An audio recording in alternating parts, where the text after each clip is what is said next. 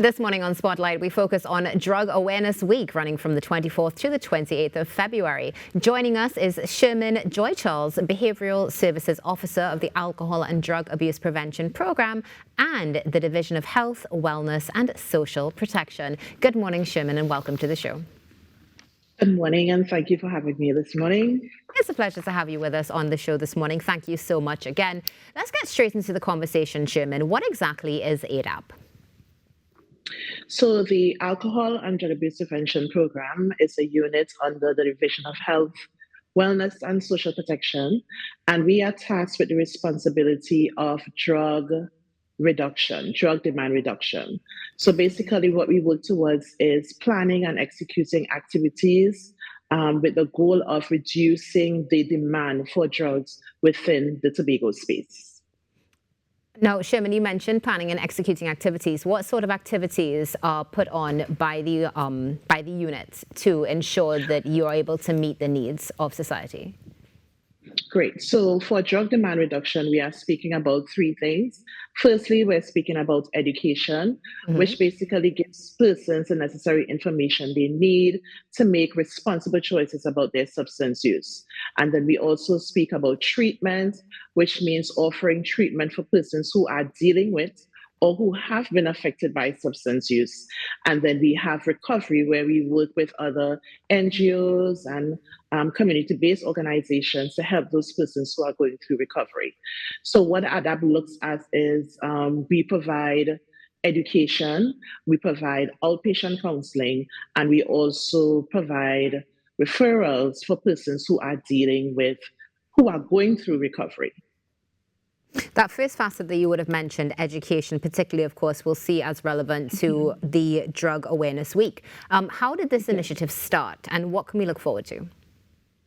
So this initiative started several years ago. Our previous manager, Billy Sterling Lewis, would have realized that we have several international days that we normally celebrate. But we realized that one day is not enough to really, get the message out there about the dangers of substance use. So she would have implemented a Drug Awareness Week, where we use the week to target all aspects of the population. So we target schools and we also target the general public. So that is what this week is about. It's about educating persons within the schools, educating persons within the community, and also educating the wider public about the dangers of substance use. Shermin, what activities are incorporated into this week, specifically for these schools? Is that something that will differ for these schools versus, let's say, the general public and the adult population? Great. So for the schools, we normally do a school drug awareness day, school drug prevention day. Last year, we would have targeted 2 schools in a specific area. And so we're moving on to targeting 4 schools. We have schools in Signal Hill, Patience Hill, Lambo, and also the Mount Mary area as well. And so we are targeting specifically the Standard 4 students, because we realize a lot of children are starting way earlier to use substances. And so we want to start with the Standard 4 students because they have already started to work towards transitioning into high school. So we want to target them and give them the information about the dangers of substance use. So that's what we do to target the school population. For the general population, we have several media presence. So we would normally view, we had a sober effects series where we would interview persons who are working in the field of substance use. So we're going to be showing one of those episodes. And then we also have an article which will be published. But one of our main activities, unfortunately, we had to postpone it this year because the venue was unavailable, is our drug awareness caravan. And so we're hoping to have that caravan done next month, which will be in March. Shermin, you mentioned specifically targeting the Standard 4 students for drug awareness in schools particularly, which for many is, of course, it's quite a young age. Is it that over the years you have seen trends that has led to make this decision to target Standard 4s, or was this taken from, let's say, studies throughout Tobago? So we have noticed a trend. We normally would go and do we normally would target first formers. So we had a program that we were running with the community police where they were offering this Project Alerts activity that was targeting first formers. But when we got into first form, we realized that persons were experimenting in primary school. or they will introduce, if not experimenting, they will introduce the substance use in primary schools. So that is why we realized that we have to start as early as possible. And so the reason why we took the standard 4 class, because we know the standard 5 class right now, their focus is really SEA. So we don't want to really interrupt that time. And so that's why the next class that we chose was a standard 4 class, hoping to get them at a point where one, they're not yet experimenting, and two, when they're just about being introduced to the substance use. Are there any particular substances that have been noted that are, let's say, higher in use than others, or there's a higher interest by the younger generation in? So, yes, there is. We realize, unfortunately, with the decriminalization of marijuana, that a lot of young persons are starting with the marijuana use.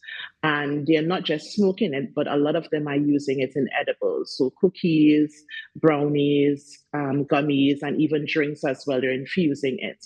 So, we realize a lot of young people are really seeing no issues with the marijuana use. It doesn't seem to be as taboo as it used to be. And that is one of the things that we see. What we're also seeing a lot is a lot of persons are vaping. So instead of actually smoking a cigarette, they're using those vape pens in school because it seems cooler and because they really don't believe that it's as bad as smoking a cigarette. So those are the two trends that we're seeing within the school population at this point. Do you have collaboration from other units, let's say even the protective services, when it comes to this? Because ideally, one of the main things that comes to mind is access to these substances as well. Yes, so we normally would collaborate with the TTPS. They are always willing to come out to our events. Once we send them an invitation, they would come out. And I know that the community policing unit is doing a marvelous job in Tobago in sort of going and giving that awareness to the school. So I know they would have started a project. I think they had done something in Speyside High School, and they had invited us to be a part of it just to make children aware of not just the dangers of the use, but the legality surrounding use, because they think it's not decriminalized, it's legalized. So I can use it anywhere, anyhow, anywhere I want. And so the TTPS is there to really give them information and that this is the legalities where substance use and children under the age of 18 are concerned. Shermin, what are some of the targets that you and your team are hoping to hit or achieve, rather, during the Drug Awareness Week and post as well? So, firstly, we want to educate, educate, educate. We realize a lot of persons are either not educated or they get the wrong information. And so, what we want to do is really get the information out there so persons will know the issues surrounding substance use. So, that's for the first one, educate. The second one is to really give an awareness to the unit in itself. We realize a lot of persons don't know about ADAPT, and we want to let them know that we are here. These are the services we provide, and we're hoping that as persons are aware of us, they'll invite us to do a presentation here. They might have someone who needs some help going through recovery, and they can always come to our unit and refer. But the overall goal of the unit for this year is to really have persons take a more positive approach when it comes to substance use, and I want to say positive approach for those who are using to reduce their use and eventually stop, and for those who have not used to not start to use at all. So that is really the goal for this week and the goal for the unit for the rest of the year.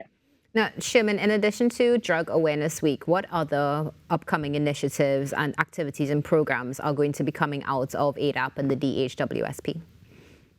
Right. So the first thing we have for after the Drug Awareness Week, we want to do educating the preschool teachers. The National Alcohol and Drug Abuse Prevention Program and the National Drug Council would have implemented a Trinity Smart program, which looks at substance use for the preschool age. And so we want to have our teachers in Tobago educated and trained to deliver that to the preschool students. We also are going to have the commemorative days, which would be the World No Tobacco Day on May 31st, and also the International Day Against Drug Abuse and Illicit Trafficking on June 26th. So for the World No Tobacco Day, we're doing our annual Clean Air Fair, where we invite persons, students to the fair to teach them the dangers of tobacco use and to also give them healthy alternatives to substance use. For the International Day, we would normally have a symposium, and this year for a symposium, we want to target our male population. We realize that, a lot of times when we have the activities, the males don't show up. You have a lot of women, not a lot of men. So we're targeting specifically the males for that. And then lastly, we want to have a life skills camp because we realize one of the ways that we can, sort of not have persons or children start is that we give them the necessary skills to deal with their anger, to deal with their stress, to deal with boredom, so that they will continue to make healthy life decisions. Shermin, before we close this morning, how can we get in contact with the unit once needed? So you can call us. I'm going to give you a cell phone number because it's always easier to reach us by cell phone. So the number is 487-6665. 487-6665. If you need to have us come and do a presentation, if you know that there's someone who may need to enter into treatment, if you know someone who's going through treatment and need help with recovery, you can always contact us at that number. Now, Shermin, thank you so much for joining us. It's been an absolute pleasure. Hoping that the week is successful and also hoping that you have a safe and enjoyable carnival. Thank you so much. Shermin Joy Charles with us this morning in studio speaking about the upcoming Drug Awareness Week from February 24th to 28th. Stay tuned. This edition of Tobago Thursdays will be back right after this break.